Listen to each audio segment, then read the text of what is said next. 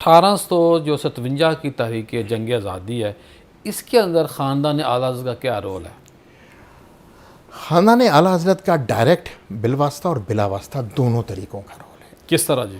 मैं आपको उस फतवे की याद दिलाऊँगा, वह हज़रत फ़ज़ल हक़ खैराबादी रहमतुल्लाह अलैह का।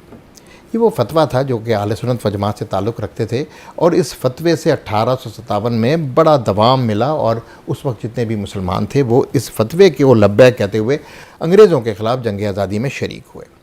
हज़रत फ़ज़ल हक़ हैदराबादी हम असर थे मौलाना रज़ा अली ख़ान साहब के। अच्छा, मौलाना रज़ा अली ख़ान की अब ज़रा DNA को समझने की कोशिश कीजिए। ये बड़ा डिफरेंट DNA है। न सिर्फ वो आलिम दीन हैं, दारुल इफ्ता के भी इंचार्ज हैं, उन्होंने कायम भी किया है, लेकिन साथ पीछे सिपाहगरी है।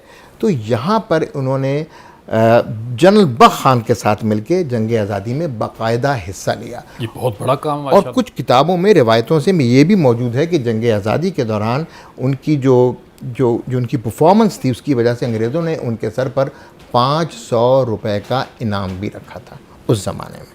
तो इतना ख़तरा महसूस और बरेली वो वाहिद शहर था उस वक्त कि जंग आज़ादी के बाद जहाँ पे यूनियन जैक लहरा नहीं सके था। ये भी रिवायतों में किताबों में मौजूद है, सीरत आला हज़रत में भी और आला हज़रत की तारीख़, ख़ानदान की तारीख़ में भी। तो मौलाना रज़ा अली ख़ान साहब जो थे, जनरल बख्श खान और जिन्होंने फतवा दिया फ़ज़ल हक़ खैराबादी, इन तीनों का एक कॉम्बिनेशन था जिसने काम किया। तो मैंने इसलिए आपको बताया कि बिलवास्ता और बिलावास्ता दोनों तरीक़ों से आला हज़रत के ख़ानदान का बहुत बड़ा हाथ है।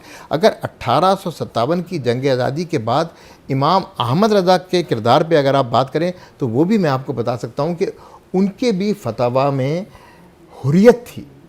ये फिर अगर आपका सवाल बनेगा तो बताऊँगा, लेकिन हकीकतन मैं आपको बताऊँ कि रज़ा अली ख़ान साहब का एक बहुत बड़ा रोल है 1857 की जंग आज़ादी में।